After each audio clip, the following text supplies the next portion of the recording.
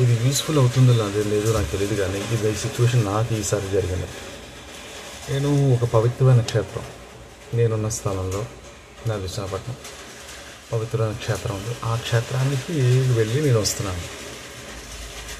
ఆ క్షేత్రానికి చాలా దూరంలో, అంటే ఈ లైన్ అనుకోండి కాసేపు అలాగా, అటువైపు నుంచి వస్తున్నాను.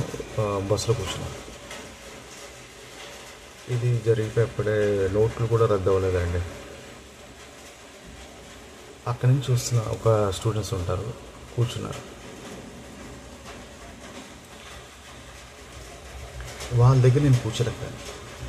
పచ్చి బూతులు మాట్లాడుతున్నారు. ఎలాంటి బూతులు అంటే ఇంకా వల్గారిటీలో స్త్రీకి సంబంధించిన ఇంకెంత బూతులు మాట్లాడాలని మాట్లాడుతున్నాను. నేను ఆపాద బస్తువు నాకు కదిలిపోయినట్టు అయిపోయింది వాళ్ళు మాట్లాడేది. కూర్చోలేకపోయినా. ఇది విషయమా అంటే విషయమే. ఎందుకంటే ఒక ఏజ్, వాళ్ళ ఏజ్ ఎంత ఉండదు, మళ్ళీ 21, 22 లేకపోతే 20 తీసుకోండి. కొన్ని టీనేజ్ కూడా కొంచెం దాటినట్టున్నారు. ఎంత పచ్చిబూతులు అంటే, ఎంత వల్గారిటీ మాట్లాడుతున్నారంటే అసలు కూర్చోడానికి చాలా ఇబ్బంది పడిపోయాను. అందులో ఒకడు ఉన్నాడు, కోడి జుత్తులాగా వేసుకుని, వాడు. చాలామంది క్రాఫ్ట్లు ఈ మధ్య అలాగా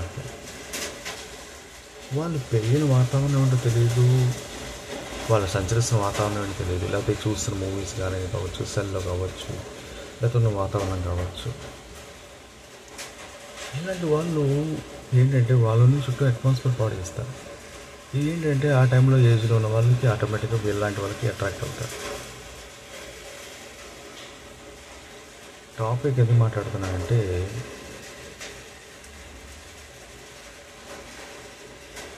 ఆ ఏజ్లో మేము అలా ప్రవర్తించలేదండి. ఇప్పుడు కూడా అలాంటి చెత్తగా లేదు.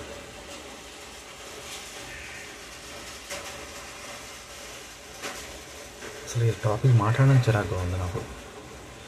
ఎందుకంటే అసలు వాళ్ళు మాట్లాడుకున్న మాటలు అంత అసహ్యం, అసలు అంత అసహ్యం.